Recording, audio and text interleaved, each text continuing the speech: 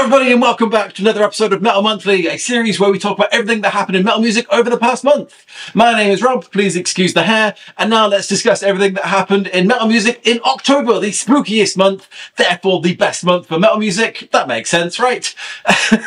First off, we have albums. What albums came out in October? First off, Fever 333 with Darker White. So Fever 333 is a rock band. They're relatively new. They only came out in 2017. Although I say relatively new, that was 7 years ago. Time is weird. So they play a mix of punk, heavy metal, hip hop. Yes, I'm on board with that. The band also has a radical left-wing ideology. Yes, I'm on board with that. So this album, Darker White, what's it like? So it opens up with a very rap style, the first few songs. It's got a heavy bass beat, but there's not much else going on musically. It's all about the lyrics. The lyrics, which are very political, they're much about race. I really enjoyed it. And then the fourth song comes on, and suddenly it's a heavy metal album with rap lyrics. And it was brilliant. Genuinely, this is a fantastic album. There's fast guitars and drums rather than just the electronic sounds. It becomes really good. It's, as I say, backseat to the lyrics, which is fine because the lyrics are really good. They're like politically charged. It's brilliant. No Hostages, that's a great track. It's probably the best track of the album. If you want to listen to this album in short, listen to that track. It's great. Next up, Motley Crue with Cancelled. Now this is an EP. I don't normally cover EPs, but it was Motley Crue, and I figured everybody knows who Motley Crue is. It's got wide appeal, let's discuss this. So, this is Motley Crue. They've been around since forever, off and on. They've released 9 albums, and I don't know how many EPs, I didn't check. The band has got a very rocky past. Their Wikipedia page has a very lengthy feuds and criticism section, which is a good sign. So, this is an EP, it's only got 3 tracks, and one of them, for some reason, is a cover of the Beastie Boys song Fight For Your Right. Which is weird. It's weird to hear old people talk about your mum talking about your homework and finding porno mags and stuff. That's weird.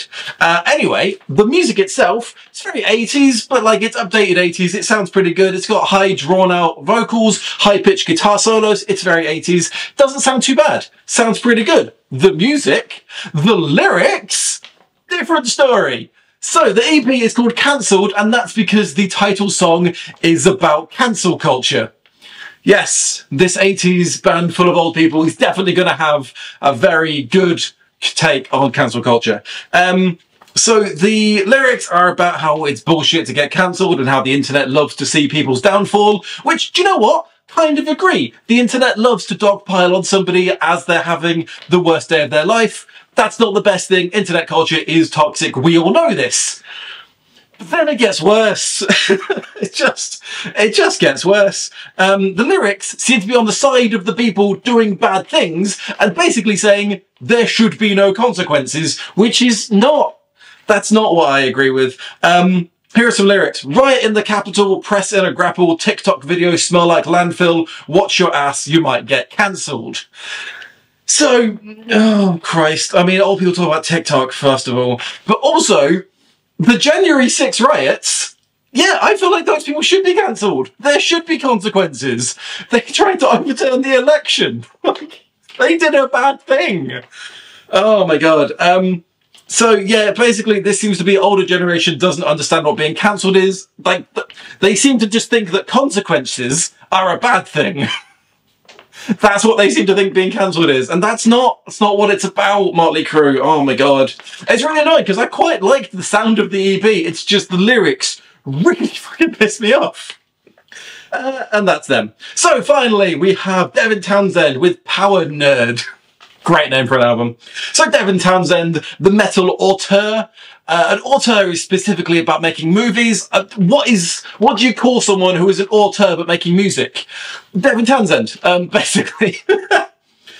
So this album opens with a very beautiful soundscape, some angelic vocals, and it has this very soft, serene thing, and then it mixes it with this almost black metal, really heavy sound. The whole album is like this. It's all over the place. I seem to have read that Devin Townsend made this in just a few days. He basically switched his brain off and just made music. And it's all a bit disjointed. None of it really connects together, but it's all fantastic, so I don't care. It genuinely is just a brilliant album. It's Devin Townsend. Like, he's great. Fucking listen to it. That should be all I've said. Yeah, in places it goes to like a Rob Zombie funky beat kind of thing. Some places it's angelic vocals, soundscape, soft stuff. It's very weird, it's disjointed, but it sounds great. Missed that one. Anyway, that's all the albums. Next up, Music Festival Explorer. That's my website, that is. This month, I have written a lengthy review and ranking of every NOFX album ever. There's 15 of them. It's taking me a long time because NOFX now don't exist anymore. They broke up. They did their final tour. So I figured, oh, let's remember them. Let's honor and re-listen to every NOFX album because I fucking love NOFX. So there, go listen to it. There's a link in the description. Thanks. And now finally, we have the fun story from last month. Although it's not fun. So Kyle Rittenhouse was scheduled to appear at a metal festival in America. Yeah, that's weird, isn't it? For Kyle Rittenhouse, sorry, I've written this specifically so I don't get sued, the right-wing American who took a gun across state lines to protect businesses during a protest about the shooting of Jacob Blake, and he ended up killing several innocent bystanders. Yeah, that Kyle Rittenhouse. He was scheduled to speak at the Shell Shock 2 festival in Florida, because of fucking course it was in Florida. Shell Shock 2 is a charity that raises money and awareness for first responders and veterans with PTSD. Seems like a relevant, really good cause. Bit weird they were putting on a metal festival, whatever. So the festival was going to be headlined by Evergreen Terrace, a metal band who are named after the street the Simpsons live on. But that seems to be the end of the Simpsons references. It's not like Oakley Dokley, who are a Simpsons band. This is just a metalcore band who named themselves after a bit in The Simpsons. Bit weird. So yeah, they were announced for the festival, and then the festival announced Kyle Rittenhouse as a special guest. They even put a reel on their on their Instagram, showing Kyle Rittenhouse with a gun at the protest, I think having just killed somebody. And they were like, hey, who's going to this festival? Like, what the fuck, dude? Absolutely insane. So the band Evergreen Terrace basically immediately pulled out. They put a statement up saying, we just don't want to be associated with this. We didn't realise that was going to happen. We don't want to be part of this. The event then offered to remove Rittenhouse from the event, throwing him under the bus immediately, because apparently this just was not working out. But by that point, the damage was done, and several other bands pulled out. Including Southpaw, Let Me Bleed, and American Hollow. Never heard of them, but, you know, good on them for saying, oh, we don't want to be part of this. The festival did then take place. They had a Slipknot cover band take the place of the headline slot, which I'm sure Slipknot are very happy about. The festival founder, Tyler Hoover, complained on his podcast, Antihero, of course it was, that the bands were wrong to drop out and they were just perpetuating cancel culture, which, oh my God! Why does nobody understand what cancel culture means? Look, Tyler, if you're watching, and Motley Crue, if you're watching, this is for you as well.